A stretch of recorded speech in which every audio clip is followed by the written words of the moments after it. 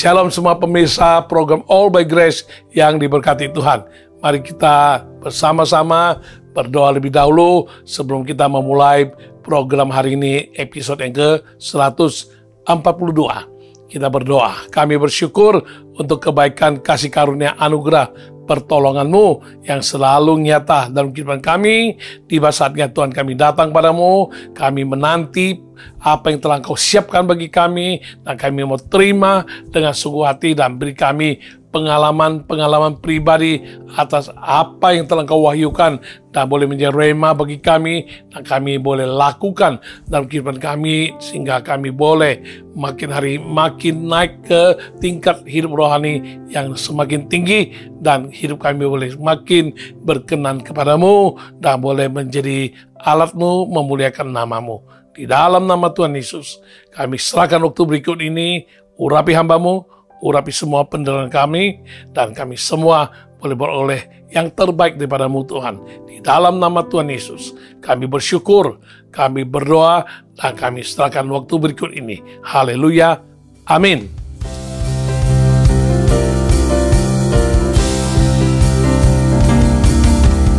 Sangkakala berbunyi,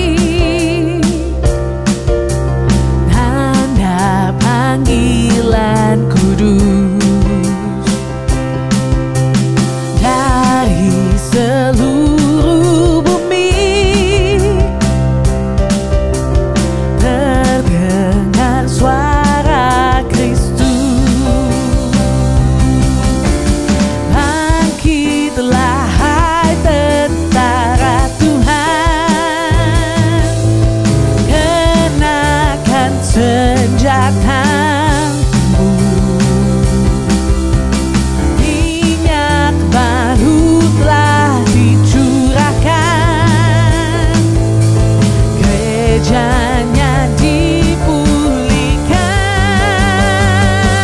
Kuasanya membangkitkan, urapan roh bekerja melanda umat Tuhan. Saat datang menyembah, mujizat telah nyata, buktikan Yesus Raja. Sekarang ini waktunya, majulah hai memenang, kuasanya atas kita membangkitkan.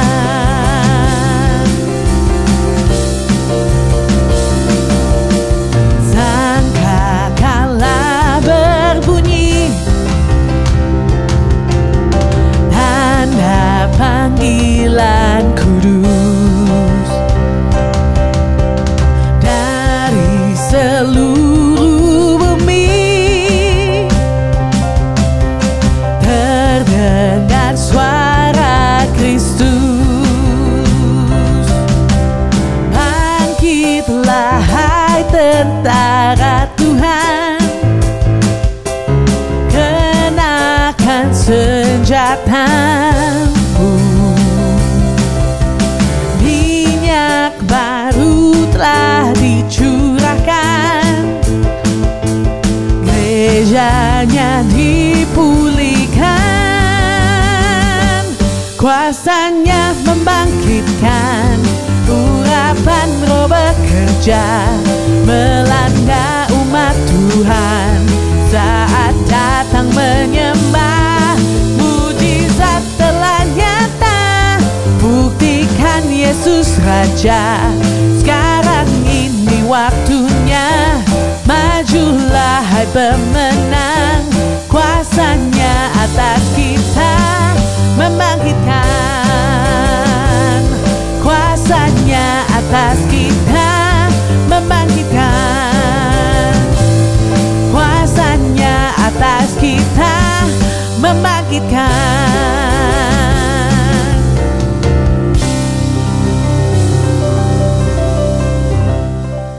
Bila mencermati perilaku manusia di dalam kehidupan nyata dari hari ke hari, memang terdapat begitu banyak corak ragam manusia dengan berbagai peristiwa yang timbul sebagai ulah perbuatan mereka, baik yang positif maupun yang negatif.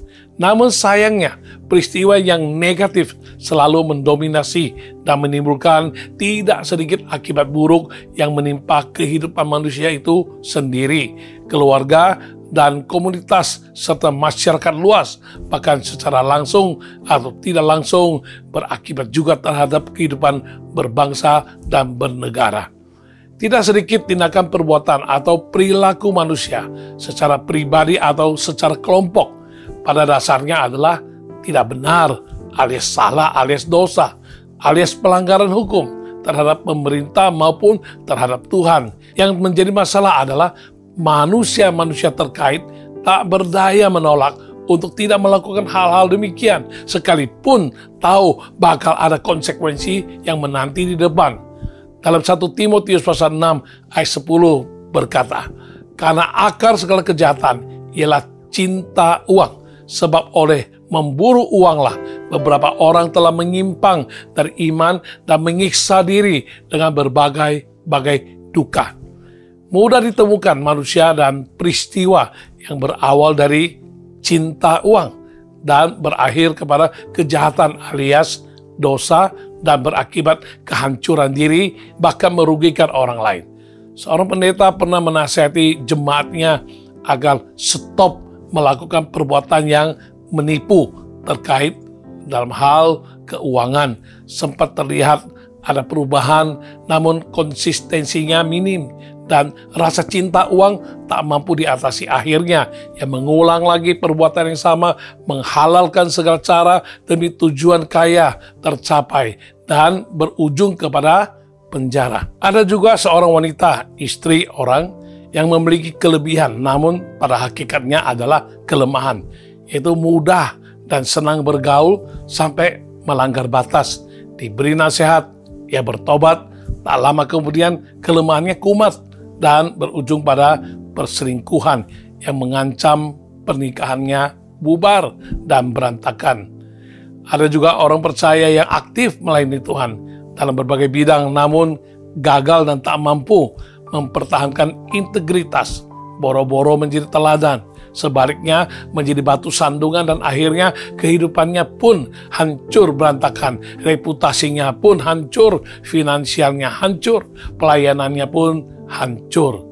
Terkesan memang susah dan nyaris mustahil bagi banyak orang untuk meninggalkan dosa, mengatasi kelemahan, dan hidup berintegritas untuk dapat menjadi teladan.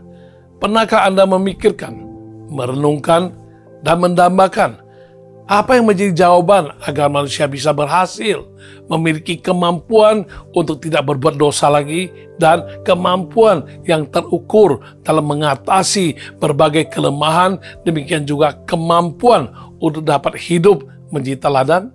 Yang lebih konkret lagi adalah kita harus menemukan jawaban atas rasa penasaran dan keingintahuan kita mengenai sumber yang memampukan manusia agar menang atas dosa, menang atas kelemahan, dan berhasil berdiri teguh dengan integritas nyata sehingga dapat menjadi teladan yang bisa berlangsung secara berkesinambungan.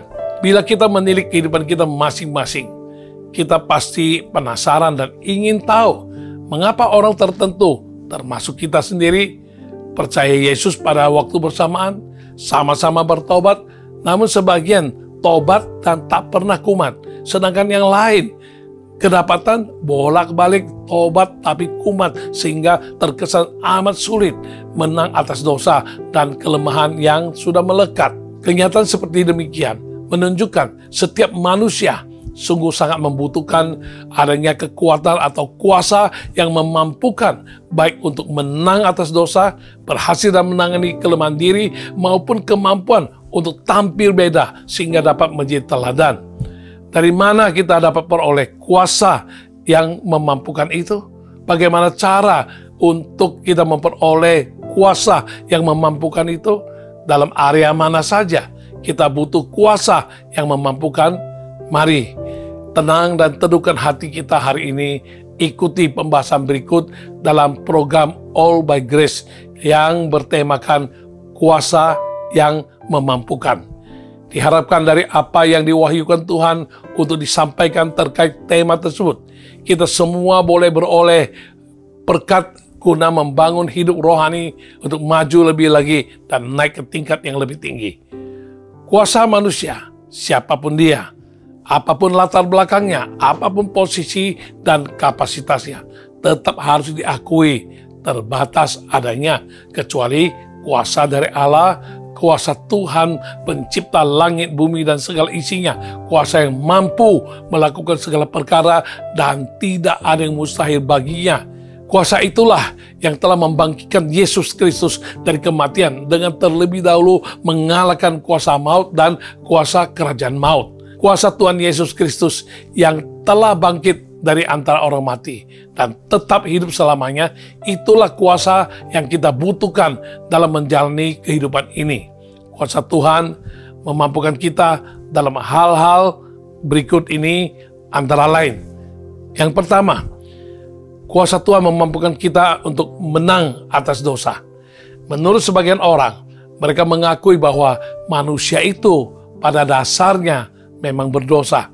Pernyataan demikian dilandasi oleh apa yang diperbuat Adam dan Hawa di Taman Eden yang mengakibatkan keturunan selanjutnya dilahirkan dalam ketidaksempurnaan, yaitu dilahirkan dalam dosa. Dosa begitu mendarah daging di dalam kehidupan manusia. Sebagai contoh, tentu setiap orang tua yang baik, kita tidak pernah mengajarkan anak untuk berbohong. Namun sepasang orang tua pernah memiliki pengalaman dengan anaknya yang kala itu masih berusia batita atau bayi 3 tahun. Saat orang tuanya sedang istirahat, si anak menyelinap keluar dari kamar, pergi ke ruang makan dan memakan selai coklat dari lemari es atau kulkas. Ketika orang tuanya bangun, melihat si anak sudah tidak berada di kamar, lantas keluar dan menemukan anaknya dengan mulut berbercak coklat. Lantas orang tua bertanya, "Kamu makan coklat ya?" Si anak itu yang baru saja belajar berbicara, spontan dia menggelengkan kepalanya dengan tegas. Dia berkata, enggak. Tidak pernah juga orang tua yang mengajarkan anaknya untuk bersikap egois, tamak, atau tidak mau berbagi. Tetapi sudah umum kita lihat saat anak bayi memegang sebuah mainan dan ketika kita memintanya, mereka cenderung menggelengkan kepala dan tidak mau memberikan mainan tersebut. Ini adalah bukti bahwa manusia pada dasarnya berdosa dan tidak sempurna. Tercatat dalam Roma pasal 3 ayat yang ke-23 dikatakan, karena semua orang telah berbuat dosa dan telah kehilangan kemuliaan Allah. Dalam terjemahan lain, semua orang sudah berdosa dan jauh dari Allah yang hendak menyelamatkan mereka. Sesungguhnya setiap manusia sejak dilahirkan sudah membawa dosa asal atau dosa warisan, sehingga manusia seperti telah dibutakan dari kehidupan sesungguhnya yang harus dijalani. Manusia layaknya meraba-raba dalam gelap, tersandung terus, frustasi, dan tak berdaya. tapi tetap saja hidup dalam pusaran dosa seperti yang dialami dan diakui oleh Rasul Paulus yang dituangkan dalam suratnya di Roma pasal 7 ayat 19 mengatakan, sebab bukan apa yang aku kehendaki, yaitu yang baik yang aku perbuat, melainkan apa yang tidak aku kehendaki, yaitu yang jahat yang aku perbuat. Dengan cara dan kemampuan sendiri, manusia termasuk Anda dan saya hampir mustahil dapat menemukan jalan keluar. Sungguh harus ada satu pribadi yang besar, yang penuh kuasa datang untuk menyelamatkan dan memampukan kita. Bersyukurlah hari ini bertepatan dengan kita memperingati apa yang Yesus telah perbuat di atas kayu salib 2000 tahun lebih yang lalu. Dengan rela mati di atas kayu salib, dikuburkan, mengalahkan kuasa dosa untuk selama-lamanya, seperti yang ditulis Rasul Paulus dalam kitab Roma pasal 6 ayat yang ke-10. Sebab kematiannya adalah kematian terhadap dosa satu kali untuk selama-lamanya, dan kehidupannya adalah kehidupan bagi Allah. Saat percaya dan menerima Yesus Kristus sebagai juru selamat pribadi, dosa-dosa kita telah ditebus dan diampuni oleh darahnya. Kita diberi kuasa untuk menjadi anak-anak Allah. Namun, Tuhan masih memiliki sesuatu yang lebih lagi untuk kita, yaitu kuasa yang mengalahkan dosa, yang akan diberikannya kepada kita sehingga dosa tidak berkuasa lagi atas kita. Seperti tertulis dalam Roma pasal 6 ayat ke-6 dan ayat ke-11 mengatakan, karena kita tahu bahwa manusia lama kita telah turut disalibkan supaya tubuh dosa kita hilang kuasanya, agar jangan kita menghambakan diri lagi kepada dosa. Ayat 11, demikianlah hendaknya kamu memandangnya, bahwa kamu telah mati bagi dosa, tetapi kamu hidup bagi Allah dalam Kristus Yesus. Ada seseorang yang bekerja merangkap sebagai penyiar radio, komedian, dan juga penulis yang cukup terkenal di kancah Hollywood. Ia terkenal sebagai pemabuk, suka berpesta pora, main perempuan, dan hal-hal buruk lainnya. Suatu kali, ada seorang pengkhotbah muda yang datang dan mengadakan KKR di kotanya. Penyiar ini berencana mengundang pendeta itu di acara radionya dengan maksud buruk, yaitu untuk mengolok-olok atau membuli sang pendeta untuk mendapatkan konten yang dapat dibahas di acaranya. Penyiar ini datang ke salah satu malam KKR tersebut, dan di saat itulah satu kalimat dari sang pendeta menusuk hatinya. Kalimat itu menyatakan, di antara yang hadir malam ini ada seseorang yang hidupnya dalam kepalsuan. Kalimat itu terus terngiang-ngiang di telinganya hingga pukul 2 pagi. Akhirnya ia datang ke kamar hotel sang pendeta itu. Mereka berbincang selama 3 jam dan akhirnya penyiar radio tersebut berlutut, berdoa, dan percaya serta terima Yesus sebagai Tuhan dan Juru Selamat pribadi. Sejak saat itu, ia berhenti minum, berhenti main perempuan, berhenti melakukan hal-hal berdosa yang dulu selalu dilakukannya.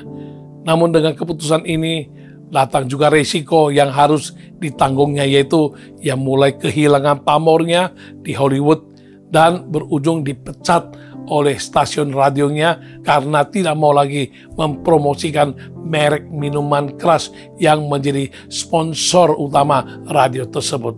Hal demikian bukanlah proses yang mudah, namun ia dengan penuh iman menjalaninya hingga suatu ketika seorang aktor ternama, salah satu temannya, bertanya kepadanya, "Dulu kamu suka sekali minum-minum dan mabok kan?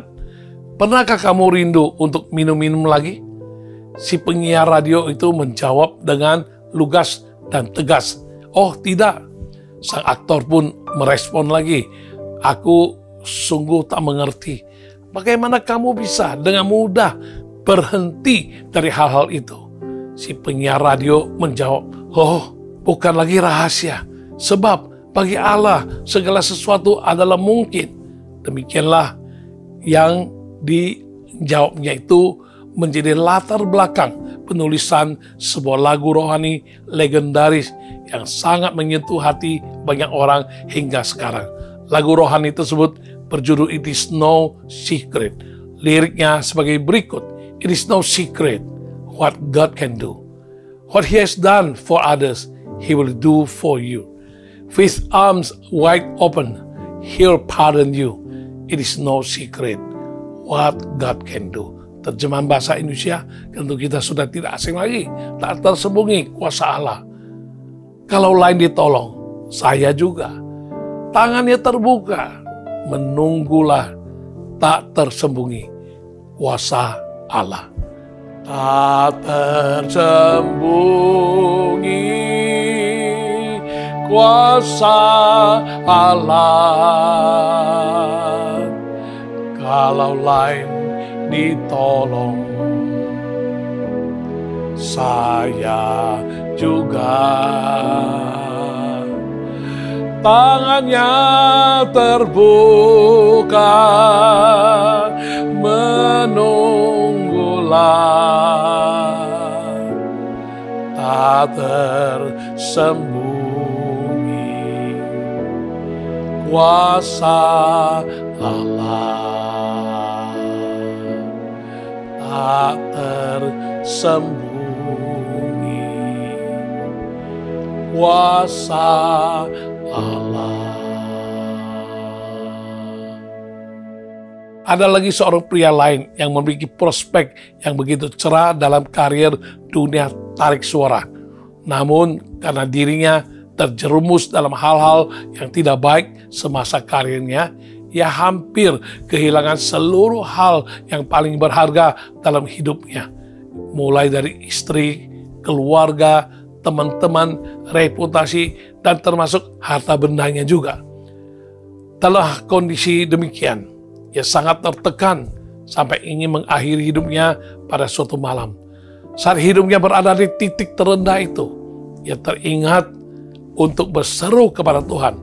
Perlahan tapi pasti, Tuhan membawanya dalam proses perubahan dari kehidupan yang syarat dengan dosa menuju pemulihan keluarga juga karirnya. Hingga suatu saat ketika mereka dalam proses pindah rumah, anak perempuannya melakukan sebuah kesalahan, menyadari apa yang diperbuatnya, si anak langsung bersembunyi di balik pintu, gemeteran, ketakutan karena di masa lalu jika berbuat salah, ayahnya akan memukulinya. Melihat anaknya dalam ketakutan, ayahnya sungguh terpukul karena ternyata apa yang pernah dilakukan dulu menjadi trauma yang ditimbulkannya bagi anaknya, dan itu terus membekas. Kuasa Tuhan sungguh besar dan luar biasa. Tiba-tiba sang ayah merangkul anaknya dan berkata, "Oh, bersyukur untuk kuasa salibnya. Ayahmu tidak hidup lagi di masa lalu." Hingga ia berpulang ke rumah Bapa di surga sekitar 10 tahunan yang lalu, pria ini menjadi suatu kehidupan yang sungguh berbeda dibanding dengan masa sebelumnya. Ia dijamah secara ajaib oleh kuasa Tuhan Yesus. Dari kedua kejadian nyata di atas, orang yang sudah begitu dirusak oleh minuman keras, main perempuan, dan hal-hal buruk lainnya, dari mana ia memperoleh kuasa untuk menang atas dosa-dosa yang sudah mengikat sekian lama? Demikian juga orang yang tadinya begitu bengis terhadap keluarganya sendiri, bisa berubah menjadi begitu lembut dan mengasihi. Dari mana ia mendapatkan kuasa yang memampukannya hingga bisa mengalami perubahan hidup yang demikian besar? Tentu bukan rahasia lagi. Itu adalah kuasa dari Tuhan Yesus yang memampukan. Hal demikian bukanlah rahasia. Semua orang pun bisa menerima kuasa yang sama. Jika memang demikian, mengapa masih banyak orang percaya yang jatuh ke dalam dosa? Ya, mungkin saja mereka tidak menyadari bahwa dirinya sudah dimerdekakan dan sudah dibekali dengan kuasa Roh Kudus untuk berkata tidak terhadap dosa. Namun, jika mereka masih menyerah kalah terhadap godaan dan dosa dan jatuh lagi ke dalam dosa, bisa jadi sekalipun sudah tahu dan sudah sadar, namun memilih untuk mengabaikannya, berhubung apa yang ditawarkan dosa tampaknya indah, tampaknya nikmat, dibandingkan dengan apa yang ditawarkan oleh kehidupan rohani di dalam Yesus Kristus. Ingat, dosa sudah dikalahkan. Dosa tidak berkuasa lagi atas kita. Tetapi tanpa sadar, kita seringkali menyerahkan diri kembali kepada kehidupan yang berdosa itu. Sungguh sangat menyedihkan, hidup yang sudah ditebus oleh pengorbanan Yesus yang begitu mahal di kayu salib. Sudah dibebaskan dari belenggu dosa, tetapi masih juga membiarkan diri dan menyerahkan diri kembali lagi menjadi tawanan dosa. Janganlah kita menghabiskan waktu untuk terus berpindah-pindah Tuhan. Sebentar Yesus Kristus Tuannya, sebentar lagi berganti kepada dosa yang menjadi Tuannya. Jika kehidupan yang kita jalani selama ini masih terus berada di bawah kuasa dosa, berarti kita belum sepenuhnya menyadari bahwa kuasa yang memampukan itu sudah Tuhan Yesus Kristus berikan kepada kita. Karena sudah tertulis di dalam Roma pasal 5 ayat 17. Sebab jika oleh dosa satu orang, maut telah berkuasa oleh satu orang itu, maka lebih benar lagi mereka yang telah menerima kelimpahan kasih karunia dan anugerah kebenaran akan hidup dan berkuasa oleh karena satu orang itu, yaitu Yesus Kristus. Oleh dosa satu orang, yaitu Adam, maut telah berkuasa dan mengintimidasi setiap orang yang menjadi keturunan Adam. Sehingga tak heranlah suatu hari setiap orang akan menghadapi maut atau kematian sebagai akibat dari dosa yang diperbuat Adam. Memang benar, karena Adam berdosa, maka maut berkuasa. Tetapi lebih benar lagi adalah oleh satu orang, yaitu Yesus Kristus, kita telah menerima kelimpahan kasih karunia dan anugerah kebenaran, sehingga kita akan hidup dan kita akan berkuasa. Harus kita pahami dan hargai dengan sungguh-sungguh. Oleh Yesus yang telah menyerahkan diri demi menanggung hukuman dosa, Dia disalibkan, Dia mati, dikuburkan untuk memenuhi tuntutan keadilan dan kesucian Allah. Maka dosa kita semua diampuni. Inilah yang dimaksud dengan kelimpahan kasih karunia. Kita yang tidak layak, tapi kita terima kasih karunia itu. Setelah mati dan dikuburkan, Yesus bangkit dari kematian demi pembenaran kita. Dan hal ini menunjukkan anugerah Allah demi membenarkan kita yang sudah diampuni semua dosa dan pelanggaran. Sehingga kita dapat menjadi orang benar. Dalam hal ini, kita diperhitungkan Allah sebagai kebenaran. Oleh karena itu, dalam Roma 5:17 tadi mengatakan, kita telah menerima anugerah kebenaran. Kita menerima kelimpahan kasih karunia dan anugerah kebenaran bukan sebagai hasil imbal balik karena sudah melakukan sesuatu, melainkan merupakan pemberian Allah semata-mata. Kita hanya perlu menerima dan mengucap syukur. Bila kita telah menerima kelimpahan kasih karunia dan anugerah kebenaran, kita akan mengalami kuasa kebangkitan Yesus yang memampukan kita untuk hidup dan untuk berkuasa. Kita akan hidup dan berkuasa, bukannya mati, dan kita akan aktif, bukannya pasif. Kita akan bergairah dan bersemangat, bukannya tak berdaya atau lemah lunglai tak bersemangat.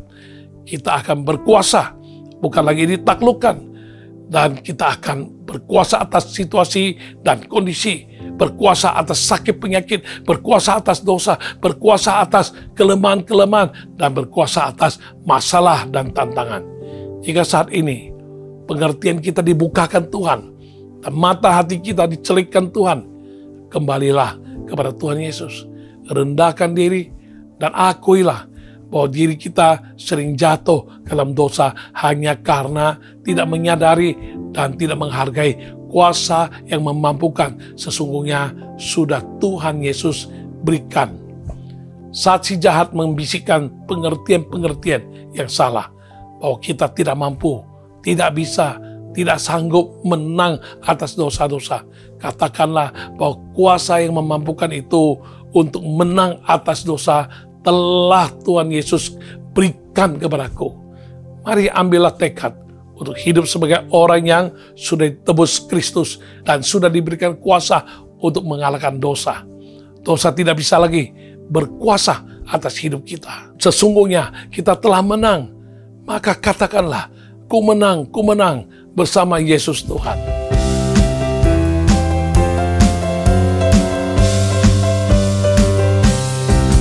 Ku menang bersama Yesus Tuhan. Ku menang di dalam peperangan. Ku menang atas segala setan. Haleluya, haleluya, ku menang.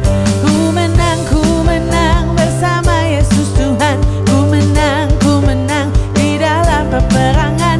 Ku menang atas segala setan. Haleluya, haleluya, ku menang. Haleluya, dia bangkit. Haleluya, dia hidup. Haleluya, dia naik. Roh Kudus turun. Haleluya, dia bangkit. Haleluya, dia hidup. Haleluya, dia naik. Roh Kudus turun. Ku menang bersama Yesus Tuhan. Ku menang di dalam peperangan. Ku menang atas segala setan. Haleluya, haleluya, ku menang. Haleluya, haleluya, ku menang. Haleluya, haleluya, ku menang.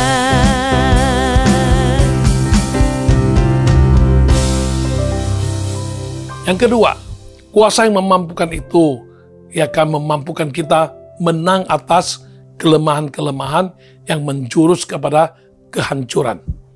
Tidak sedikit orang percaya, bahkan orang yang sudah aktif melayani Tuhan sekalipun, yang meremehkan dan tidak menganggap serius terhadap kelemahan-kelemahan yang ada pada mereka.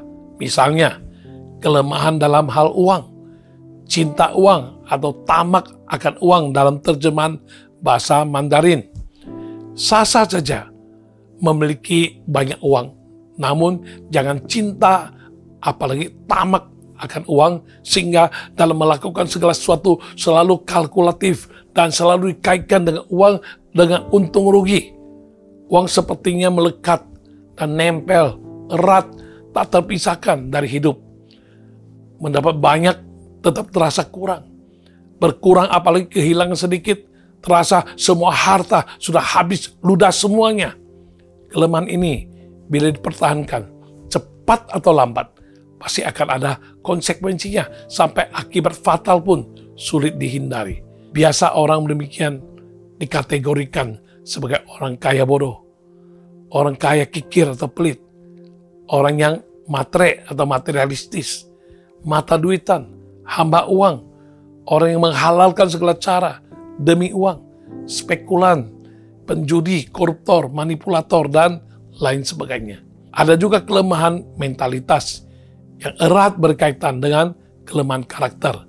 Antara lain mental malas, mental miskin, mental aji mumpung, mental penjilat, karakter suka iseng, karakter hidung belang, gampang menyukai dan disukai orang dalam artian negatif, karakter menyeleweng, karakter petualang, dan lain sebagainya. Akibat yang ditimbulkan bisa meliputi orang menganggapnya murahan, rentan untuk diremehkan orang, mudah diperalat, mudah menjadi korban, gagal terus, parasit, menimbulkan kerugian diri dan orang lain, menghancurkan masa depan sendiri dan orang lain juga, dan lain sebagainya. Kelemahan moralitas selanjutnya adalah kelemahan bagi orang tertentu yang rentan menggiringnya kepada hal-hal yang tak bermoral, antara lain yang berbau seksual, misalnya pornografi, lalu porno aksi, cenderung berakibat kepada perzinahan, seks bebas, perkosaan, pelecehan seksual, perselingkuhan, dan lain sebagainya. Akibat yang ditimbulkan bisa saja meliputi perilaku amoral, pelecehan seksual, perceraian, ya menjadi penggoda, pengganggu, perusak kehidupan rumah tangga orang dan rumah tangga sendiri. Kriminal, hancur ekonomi, dan sanksi hukum lainnya akan menjadi konsekuensi. Tentu saja masih terdapat banyak bentuk dan rupa kelemahan dalam kehidupan banyak orang. Tak cukup waktu kalau dijabarkan satu persatu. Bermula dari dianggap sepele, diremehkan, tidak dianggap serius, sehingga tak berusaha untuk mengatasi atau menaklukkannya. Kelemahan-kelemahan yang sudah diketahui sejak dini. Berakibat tidak berjaga-jaga, tidak jera atau tidak kapok, ya tidak merasa takut kalau kelemahan demikian akan menggiring diri kepada konsekuensi yang fatal. Sering dalam kenyataan yang terjadi hanyalah penyesalan yang tiada gunanya karena sudah terlambat. Padahal jika disikapi dengan serius sejak dini, banyak orang pasti dapat tertolong, terhindar dari konsekuensi buruk sampai-sampai kehancuran hidup, hilangnya profesi, hancurnya ekonomi, hancurnya usaha, pecahnya rumah tangga, dan lain sebagainya. Tidak heran jika begitu banyak akibat serius terjadi karena tidak mau bersungguh hati untuk mengatasi dan mengalahkan kelemahan-kelemahan yang ada pada diri sendiri. Usaha yang seharusnya dapat dipertahankan, bahkan ditingkatkan, berakhir bangkrut. Karir profesi yang seharusnya mendapat promosi, malahan demosi, bahkan PHK yang dialami. Rumah tangga yang harmonis, namun hancur berantakan, perceraian tak terhindarkan, masa depan cemerlang dan bahagia, namun berujung pada kasus kriminal dan penjara. Harkat martabat anggun mempesona, namun berakhir kepada manusia durjana. Dari beberapa kasus ditelisik, tidak sedikit kelemahan yang sangat sukar mengatasinya, khususnya kelemahan moral dan karakter. Kemampuan manusia memang terbatas dan rentan kewalahan bila ingin menang atas kelemahan-kelemahan yang ada, kecuali manusia tersebut mengalami perjumpaan pribadi yang sungguh-sungguh dengan Tuhan Yesus Kristus. Hidupnya benar-benar mau dipimpin oleh Roh Kudus dan dia bersedia untuk menekuni kebenaran firman Tuhan dan menaatinya, menerapkannya dalam kehidupan nyata. Dan dia harus senantiasa juga memohon kepada Tuhan agar memberikan kuasanya yang memampukan diri agar menang atas segala kelemahan dalam segala bentuk dan rupa serta di segala tempat dan waktu. Ada sebuah kutipan ayat Alkitab yang seringkali disalahgunakan, bahkan yang lebih celaka lagi dijadikan bahan guyonan oleh beberapa orang yang suka sekali hidup di dalam kelemahan. Ayat tersebut tercatat dalam Matius pasal 26 ayat yang ke-41. Berjaga-jagalah dan berdoalah supaya kamu jangan jatuh ke dalam pencobaan. Roh memang penurut, tetapi daging lemah. Saat lemah dan jatuh ke dalam pencobaan, mereka berkata, Anda kan sudah tahu, roh itu penurut tapi daging lemah. Mereka berdalih alasan, terus berputar dalam pusaran kelemahan. Kebiasaan-kebiasaan buruk terulang-ulang akhirnya membawa mereka semakin terperosok dan jika tetap diteruskan bisa berakhir kepada kehancuran, bahkan yang lebih tragis lagi berakhir kepada kebinasaan. Padahal ketika Yesus mati di atas kayu salib, dia sudah menanggung segala kelemahan kita dan ikut dipakukan bersamanya di atas kayu salib. Karena itu, barang siapa menerima Yesus yang disalibkan dan sudah bangkit dari kematian, maka kuasa untuk mengatasi segala kelemahan pun sebenarnya sudah diberikan. Dalam Galatia pasal 5 ayat yang ke-24, barang siapa menjadi milik Kristus Yesus, ia telah menyalibkan daging dengan segala hawa nafsu dan keinginannya. Daging yang lemah, berikut segala keinginan daging, hawa nafsu, keinginan duniawi, sudah disalibkan, hilang kuasanya. Kita sudah diberkali kuasa yang memampukan untuk tidak memperhambakan diri lagi kepada kelemahan-kelemahan yang sebelumnya kita tidak berdaya mengalahkannya. Kita sudah dimampukan untuk berkata tidak kepada setiap kelemahan dan godaan-godaan yang selalu berusaha membuat kita terjerumus. Seorang pemuda bekerja sebagai budak untuk salah satu petinggi dalam pemerintahan di zamannya. Karena bagus kinerjanya, ia pun dipromosikan hingga mengepalai rumah petinggi tersebut. Ia diberikan kuasa atas semua area kecuali satu, istri si petinggi itu. Karena paras pemuda ini elok, rupawan, rajin, dan bertanggung jawab. Istri petinggi itu pun jatuh hati kepadanya dan berusaha mencari cara untuk bisa mendekati si pemuda tersebut.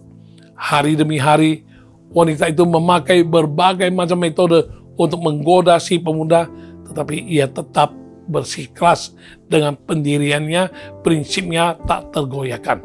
Akhirnya, pada suatu hari, si wanita mungkin sudah tak sabar lagi, memegang baju dari si pemuda itu dan memaksanya untuk melakukan hal yang tidak terpuji.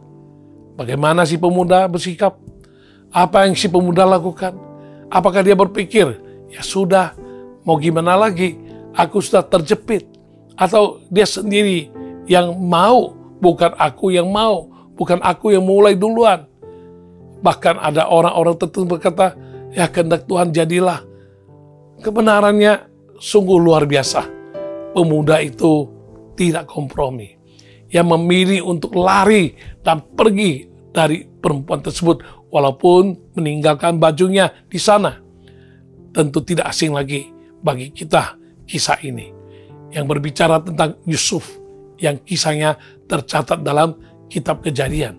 Yusuf memilih untuk tidak jatuh ke dalam godaan kelemahan sang wanita yang mungkin bisa membuat orang-orang lain sezamannya itu terperosok. Dikarenakan hidupnya yang takut akan Tuhan, hidupnya dibekali kuasa untuk tak terjerumus ke dalam kelemahan yang bisa menghancurkan hidup dan reputasinya. Dan sesungguhnya masih banyak lagi contoh-contoh kisah-kisah mereka yang berhasil mengalahkan kelemahan yang sudah sekian lama membelenggu. Tidakkah ini menyatakan bahwa engkau dan saya selaku anak-anak Tuhan, kita juga bisa. Kita bisa bukan karena kita mampu dengan kemampuan diri, tapi karena kita dimampukan seperti yang tertulis di dalam 2 Petrus pasal 1 ayat 3. Karena kuasa ilahinya telah menganugerahkan kepada kita segala sesuatu yang berguna untuk hidup yang saleh oleh pengenalan kita akan Dia yang telah memanggil kita oleh kuasanya yang mulia dan ajaib. Kuasa ilahinya memampukan kita untuk berkata tidak kepada godaan yang membuat kita kembali kepada kelemahan. Pada dasarnya bukan soal bisa atau tidak bisa. Semua kembali kepada apakah kita mau atau tidak. Seringkali ketika jatuh dalam kelemahan yang berulang, kita menyalahkan situasi dan kondisi, menyalahkan orang lain, kita menyalahkan orang yang menggoda, bahkan kita menyalahkan iblis, dan termasuk kita menyalahkan Tuhan. Sebelum menyalahkan siapa-siapa, koreksilah diri kita sendiri. Apakah kita dengan sengaja memposisikan diri berada dalam situasi dan kondisi yang bisa rentan membuat kita jatuh ke dalam kelemahan? Atau kita lebih suka hidup dalam kelemahan, dalam kebiasaan lama yang tampaknya lebih nyaman, lebih enak, ya lebih nikmat, tak perlu repot, tak perlu banyak pengorbanan. Sesungguhnya kuasa untuk mengatasi kelemahan dan godaan sudah Tuhan berikan. Tetapi kalau kita tidak pernah mau memakainya dengan alasan apapun, maka tidak ada bermanfaat apa-apa kuasa tersebut diberikan bagi kehidupan kita. Banyak orang menganggap remeh atau menganggap sepele kelemahan-kelemahan kecil, celah-celah kecil yang ada di dalam hidupnya.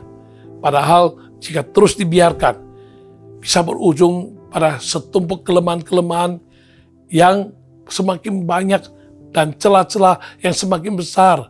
Orang-orang sering sekali tak menyadari bahwa satu kelemahan kecil, satu celah kecil dalam hidup, si jahat bisa memanfaatkannya untuk menghancurkan hidup kita.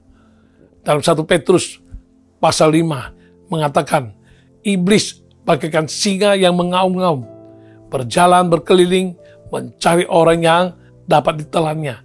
Jangan sampai kita menyodorkan diri untuk ditelan bulat-bulat dalam kelemahan dan menjadi bulan-bulanan iblis, sehingga hidup yang seharusnya penuh dengan potensi, bisa hidup berarti, bernilai, berbobot, berdampak, dan menjadi berkat, bahkan memuliakan nama Tuhan, malah berakhir hancur dan sia-sia. Sungguh sangat disayangkan. Renungkanlah kondisi kita saat ini. Apakah kita masih sering dikuasai, bukannya menguasai dan mengalahkan kelemahan-kelemahan yang ada? Apakah kita merasa diri tak berdaya, tidak mampu untuk menang, dan pada akhirnya memilih untuk pasrah saja? Kita tahu tidaklah baik hidup terus-menerus dalam kelemahan.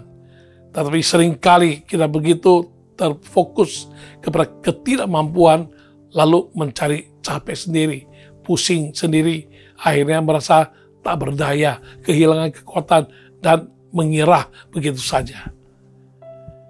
Kita tidak harus hidup dalam keputusasaan yang demikian.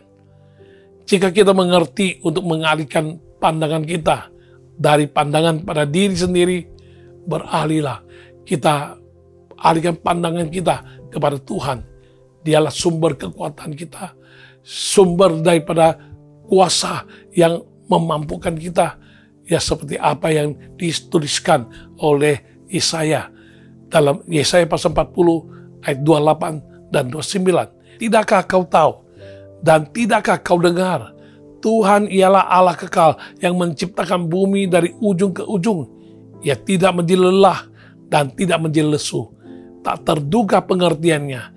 Dia memberi kekuatan kepada yang lelah dan menambah semangat kepada yang tiada berdaya. Dalam perjalanan hidup menuju kekekalan nanti, ada kalanya kita bisa tersandung, terjatuh bahkan. Dan iblis dengan tipu muslihatnya akan berkata bahwa kita sudah habis, tamat, kalah, dan tidak ada harapan, tidak ada kesempatan lagi. Janganlah termakan oleh tipuannya melalui perkataan-perkataannya. Ingatlah, iblis tidak akan bisa berkuasa lagi atas hidup kita. Ikutilah apa kata firman Tuhan yang tertulis dalam Yakobus pasal 4 ayat yang ke-7. Karena itu, tunduklah kepada Allah dan lawanlah iblis, maka ia akan lari daripadamu. Ya, ingatkanlah diri sendiri senantiasa bahwa kita tidak pernah dibiarkan menjalani hidup ini sendirian, apalagi tanpa dibekali oleh kuasa yang Tuhan berikan. Bangkitlah kembali, bukan dengan kemampuan kita sendiri, tetapi dengan kuasanya yang memampukan kita untuk mengatasi serta mengalahkan kelemahan-kelemahan kita. Haleluya.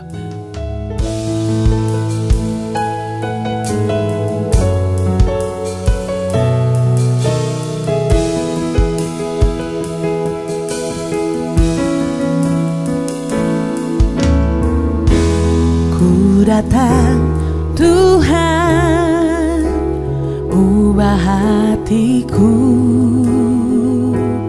baru oleh anugerah yang ada padamu.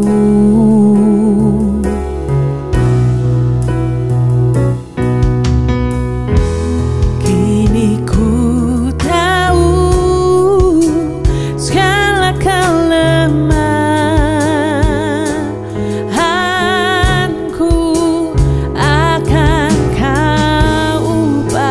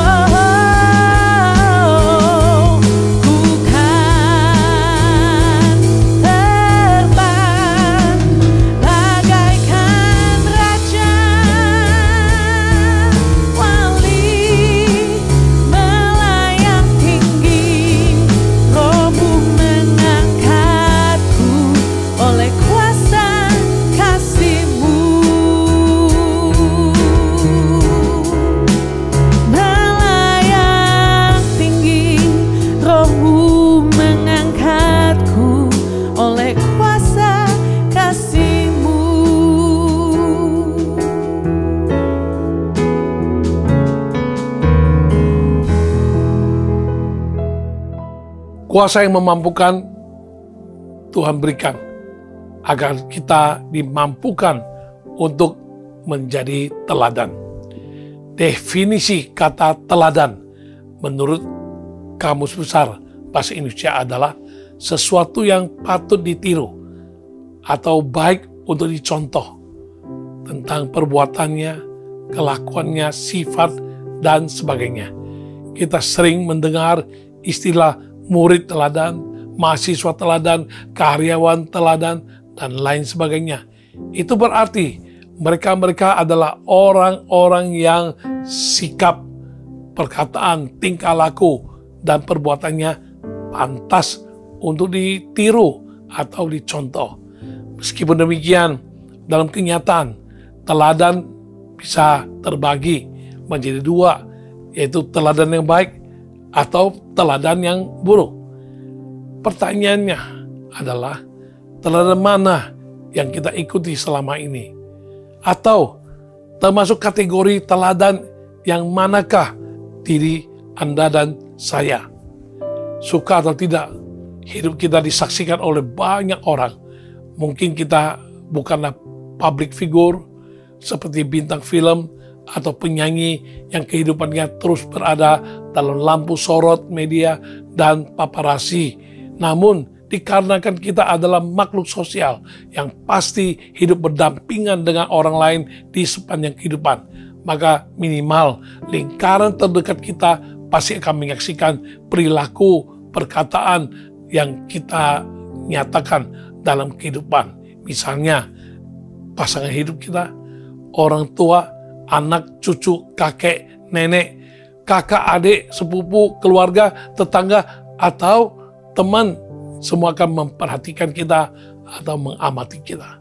Bagaimana kita bersikap selama ini di tengah-tengah mereka? Saat ditanya, apakah mereka bisa menjelaskan seperti apa kehidupan kita di mata mereka? Sudahkah kita menjadi teladan yang baik? Dalam Matius pasal 5, ayat 13 hingga 16, tidak asing lagi buat kita. Tuhan Yesus mengajarkan dan menginginkan kita agar dapat menjalani sebuah kehidupan yang bisa menjadi teladan, menjadi terang, dan menjadi garam. Rasul Paulus juga menasihatkan muridnya yang masih muda, yaitu Timotius. Dalam 1 Timotius pasal 4 ayat 12, janganlah seorang pun menganggap engkau rendah karena engkau muda. Jadilah teladan bagi orang-orang percaya dalam perkataanmu, dalam tingkah lakumu, dan dalam kasihmu, dalam kesetiamu, dan dalam kesucianmu. Menjadi teladan tidaklah sebatas bagian tertentu saja, melainkan mencakup keseluruhan hidup kita. Dimanapun kita berada, apapun yang kita katakan, kerjakan, atau lakukan, semuanya itu penting. Harus mencerminkan satu teladan yang baik dalam segala segi. Berhubung kehidupan kita disaksikan dan menjadi sorotan, maka pastikanlah bahwa kita menjadi pancaran kasih Kristus dalam setiap hal yang kita katakan dan perbuat, apalagi jika kita dikelilingi oleh orang-orang yang belum percaya kepada Tuhan. Disadari atau tidak, mereka sangat memperhatikan tindak tanduk kita, bagaimana Yesus tercermin melalui perkataan kita, sikap, perbuatan, dan kebiasaan kita akan tampak kepada mereka. Menjadi teladan yang baik bukan berarti kita boleh berpura-pura. Misalkan saat diperhatikan bos, baru kita bekerja dengan baik dan rajin. Dan saat ada keluarga yang datang ke rumah, kita sibuk membantu orang tua, membersihkan dan membereskan rumah. Cepat atau lambat, mau sebagus apapun kita memoles kehidupan dari tampak luar, pada akhirnya akan terkuak juga bagian dalamnya nanti. Apa yang terkandung dalam diri dan dalam hati tidak bisa kita sembunyikan dan akan terpancar keluar. Ada seorang pengusaha, dia menjadi distributor dari perusahaan terkenal, yang pada waktu-waktu tertentu setiap tahun perusahaan terkenal itu mengundang distributor dari mancanegara untuk berkumpul. Pengusaha muda ini bersaksi, sesampainya ke negara yang mana mereka mengadakan reuni para distributor, mereka dijamu makan dengan pesta yang sangat mewah. Setelah selesai makan malam, pengusaha muda yang adalah orang aktif melayani Tuhan, dia dikecualikan oleh prinsipal yang mengatakan kepada kawan-kawan distributor lainnya, ya berikut ini acara bebas, acara malam, ya tapi buat saudara ini, Anda jangan ajak-ajak dia ini pengusaha, tapi berhati pendeta. Biarkan dia pulang hotel saja. Dan kalian mau kemanapun, mau acara malam, silakan Anda lakukan sepuasnya. Tetapi kecualikan pengusaha ini karena dia orang Kristen yang baik. Nah, bukankah ini suatu teladan yang signifikan sampai dikenal oleh prinsipal ataupun perusahaan pusat yang mengangkat mereka menjadi distributor? Namun yang menyedihkan adalah seringkali kita gagal menjadi teladan. Melayani Tuhan ya, naik ke atas panggung iya, tetapi di bawah panggung perkataan, perbuatan, tingkah laku sungguh sangat menyedihkan, sangat bertolak belakang dengan apa yang berada di panggung. Ya, jadi kita harus betul-betul setelah mendengar apa yang disampaikan dan apa yang diharapkan menjadi teladan.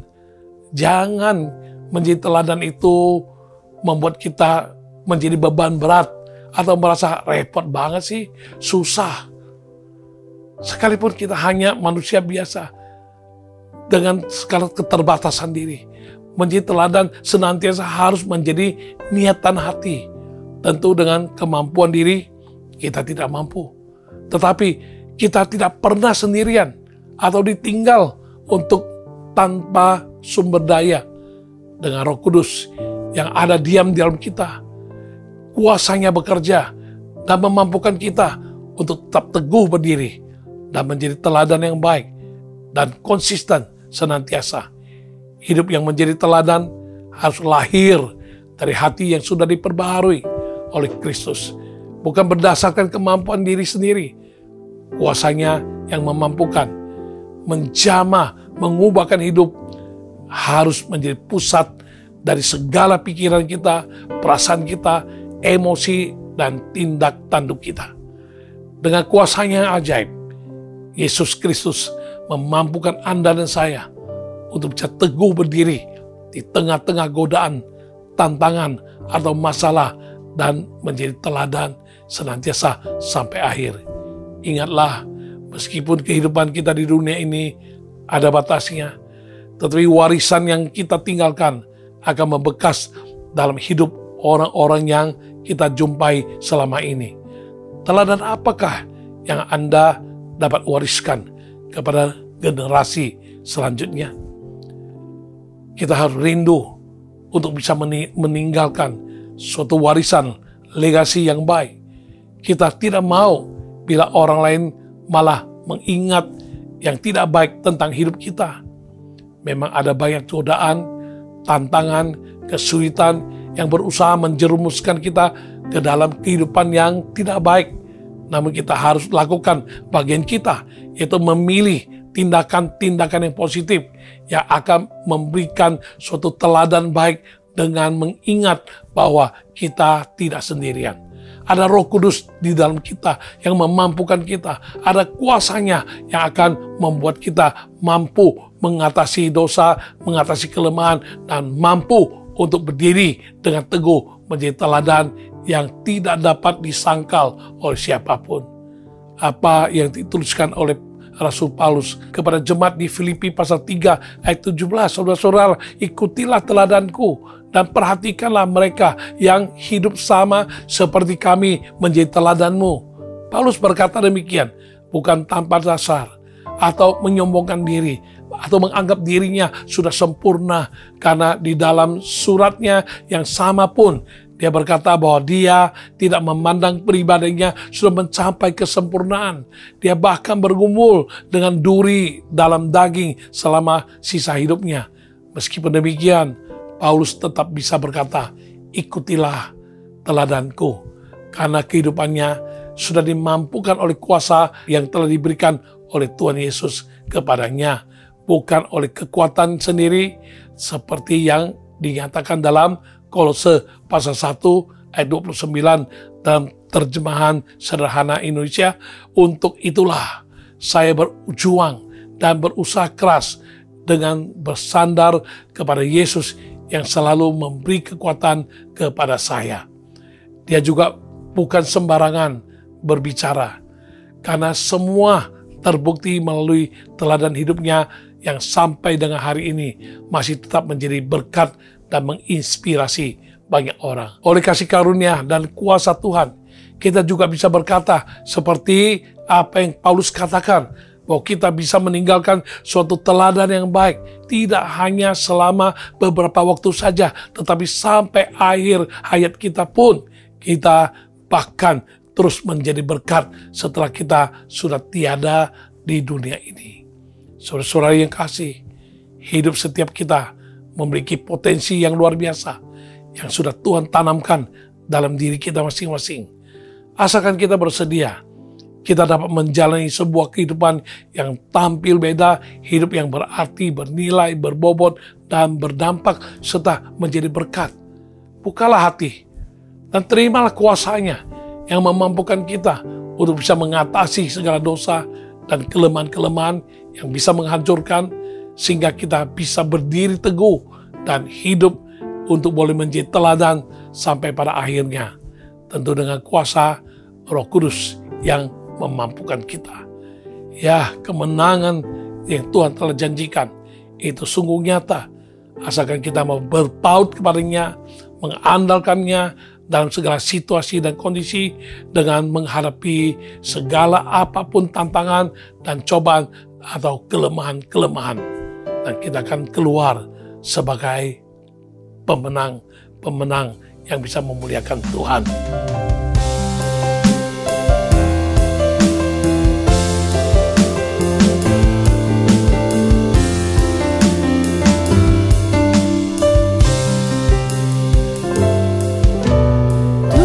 Sumber kuat hidupku ada dalam setiap langkahku. Rancanganmu selalu pasti kemenangan. Rancanganmu tak pernah gagal.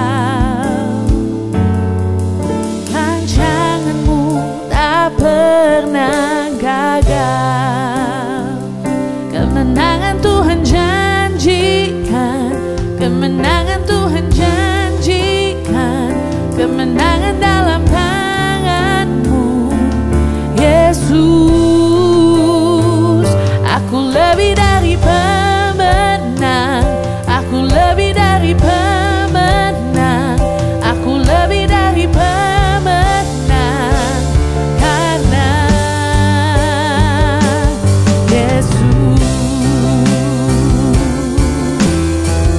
Oh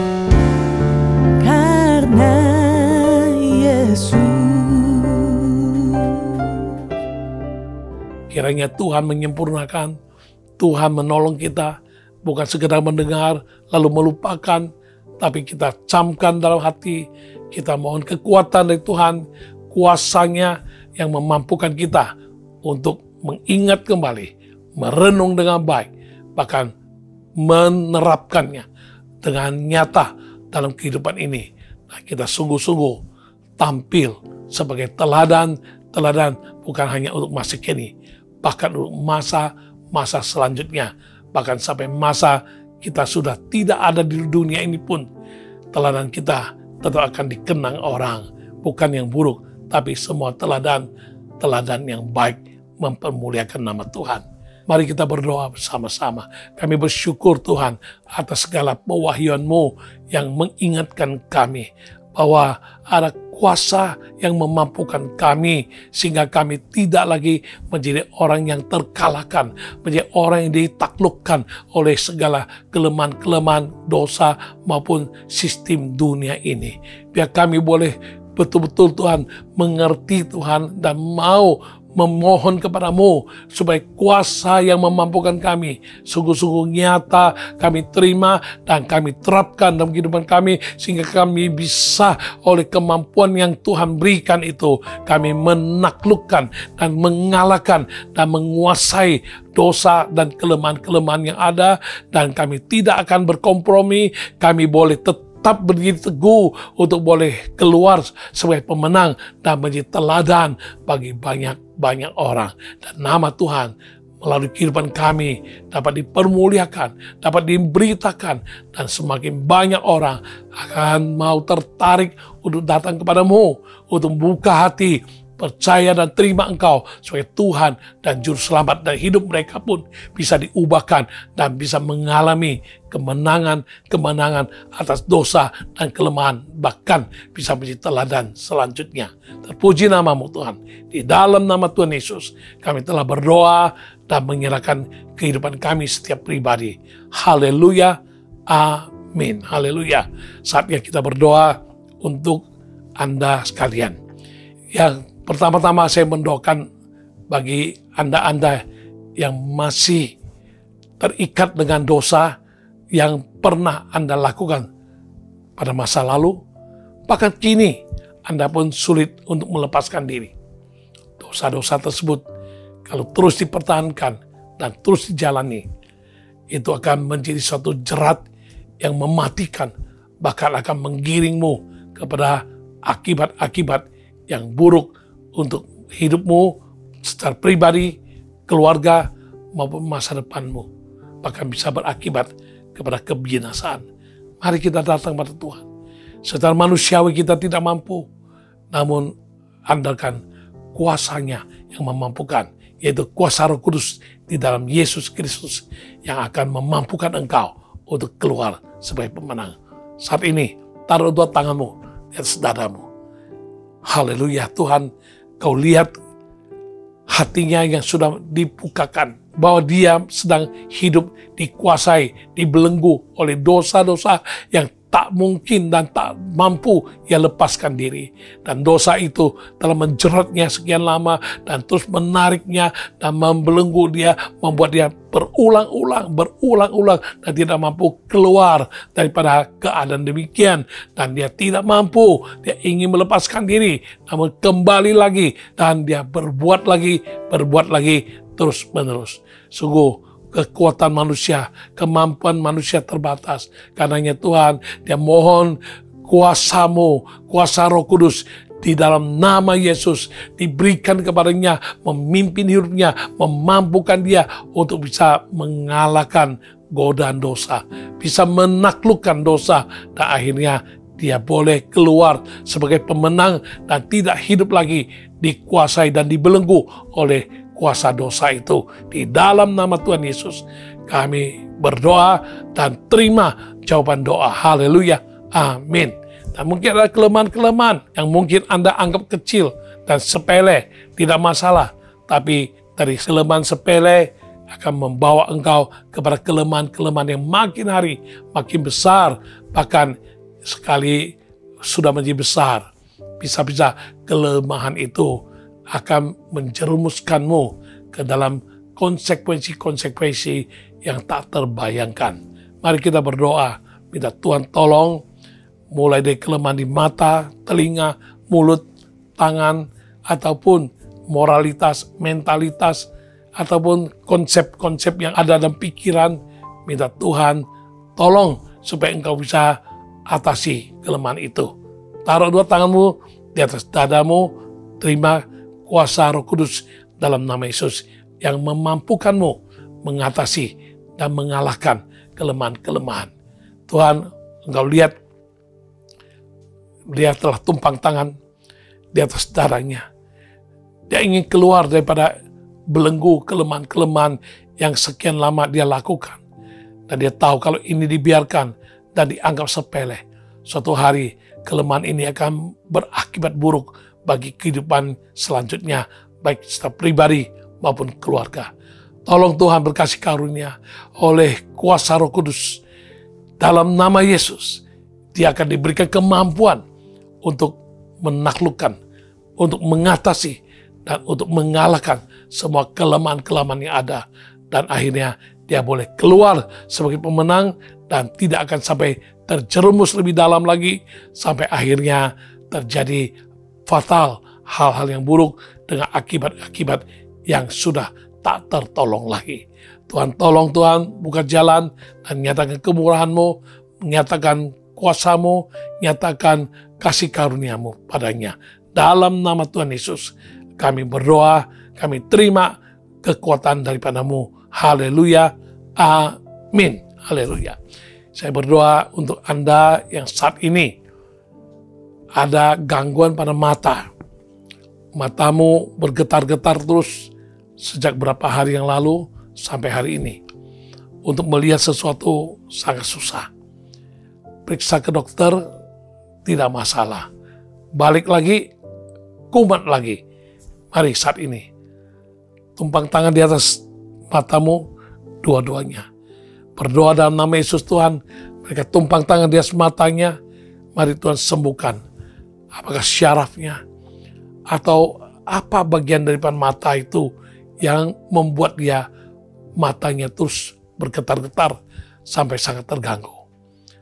Dalam nama Yesus, aku berdoa, getar-getar yang terjadi, yang tidak normal ini, harus berhenti dalam nama Yesus. Jadilah sembuh. Tuhan Yesus sembuhkan. Tuhan Yesus sembuhkan. Saat ini juga sembuh dalam nama Yesus. Haleluya. Amin. Ada orang yang susah tidur. Setiap malam engkau sampai begitu berjam-jam di atas ranjang, sulit untuk tidur terlelap. Saat ini, mohon kasih karunia Tuhan, kuasa Tuhan dinyatakan. Sehingga malam ini engkau tidur dan minta Tuhan bangunkan kamu esok hari pada waktu yang tepat sehingga engkau tidak tidur selamanya. Mari kita berdoa. Taruh dua tanganmu di atas dadamu.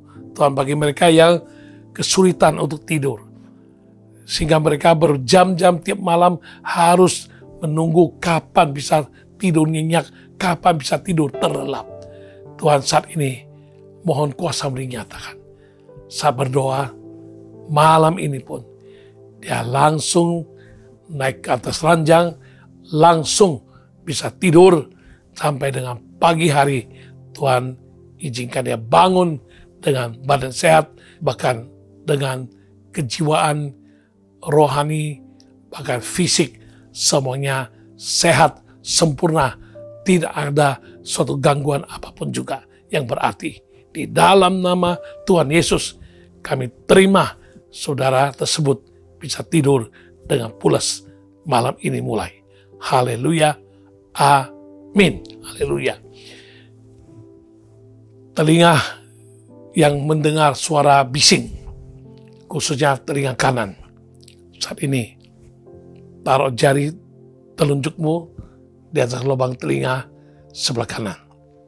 Kita berdoa dalam nama Yesus, suara bising yang mengganggu telinga sebelah kanan berhenti dalam nama Yesus dan menjadi normal Tidak ada gangguan lagi, suara-suara bising, mendenging, mendengung, suara angin bersilih berganti.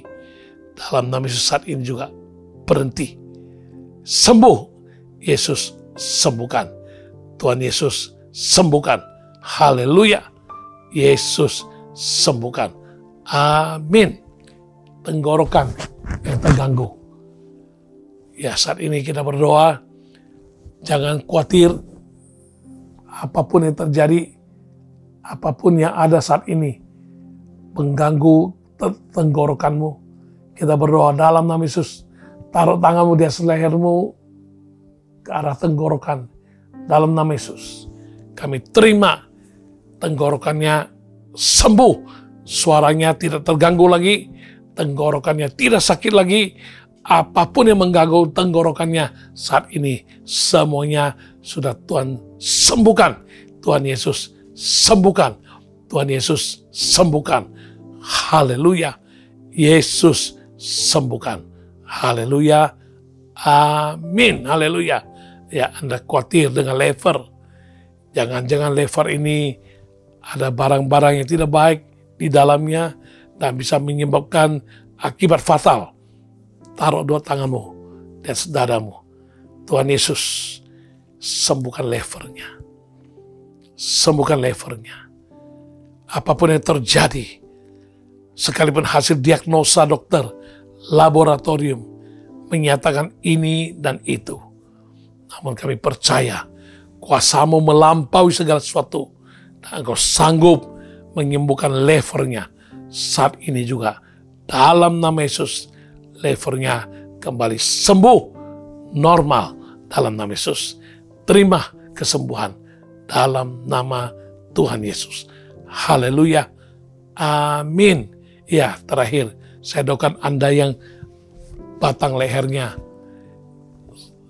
ngilu, nyeri, sakit, sudah diperiksa dokter, ada titik-titik tertentu yang syarafnya dinyatakan syaraf kejepit dan lain sebagainya. Saat ini kau percaya, Tuhan sembuhkan. Taruh tangan kananmu di bagian batang lehermu yang mana yang kau rasakan nyeri dan sakit, dan di diagnosa dokter berkata ini syaraf kejepit. Kita doakan dalam nama Yesus, sembuh apapun kata syaraf kejepit dan gangguan-gangguan pada titik-titik tertentu dari batang lehernya. Saat ini syarafnya normal dalam nama Yesus, tidak akan lagi nyeri, sakit, dan tidak akan lagi terancam harus operasi dan harus dilakukan fisioterapi yang berkepanjangan. Sembuh dalam nama Yesus. Saat ini juga sembuh. Haleluya. Yesus sembuhkan. Amin. Haleluya. Mari kita bawa semua pergumulan, kerinduan, dan masalah-masalah yang kita hadapi, kita doa bersehati. Taruh dua tanganmu di dadamu.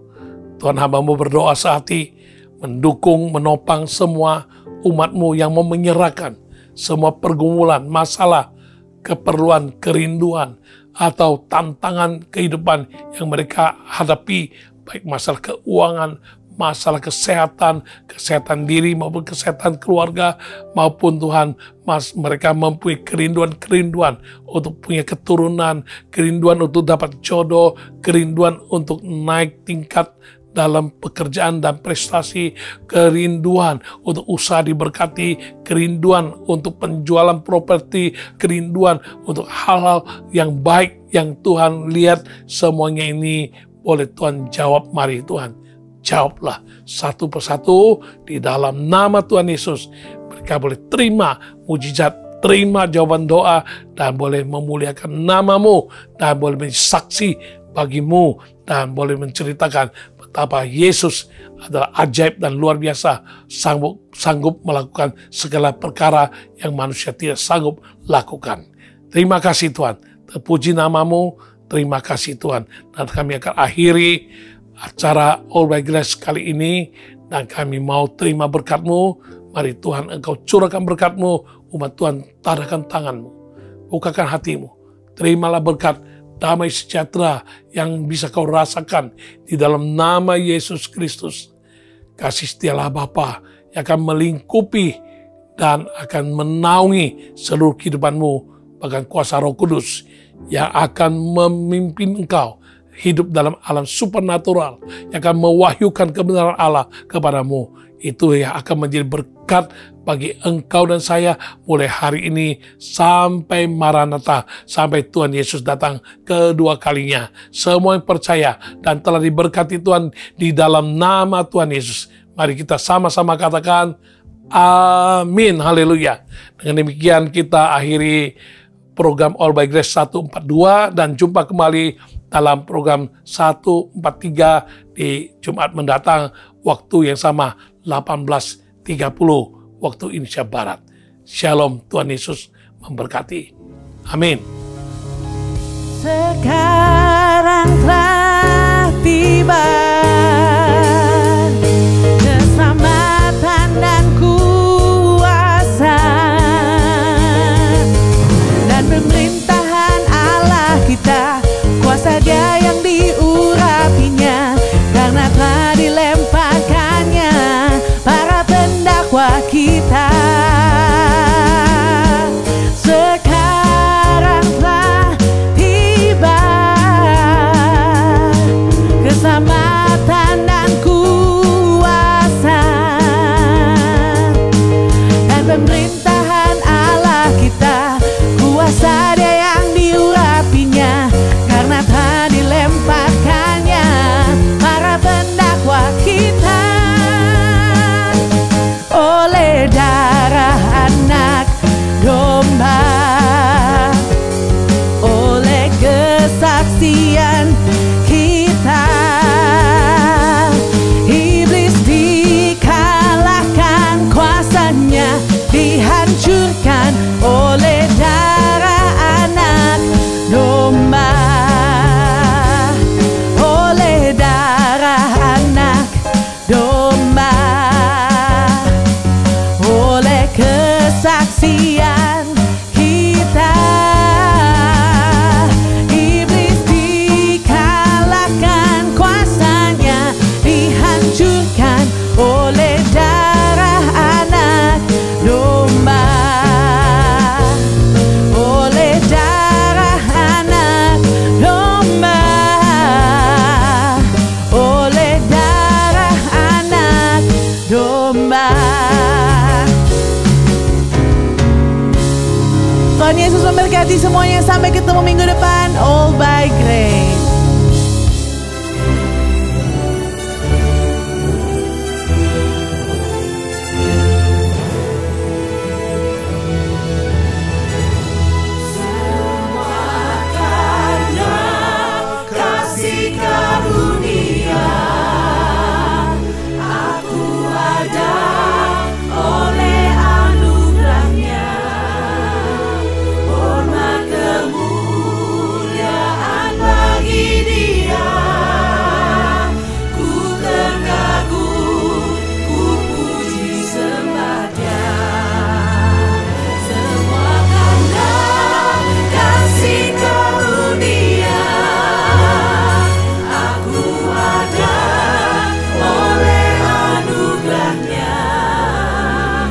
Hormat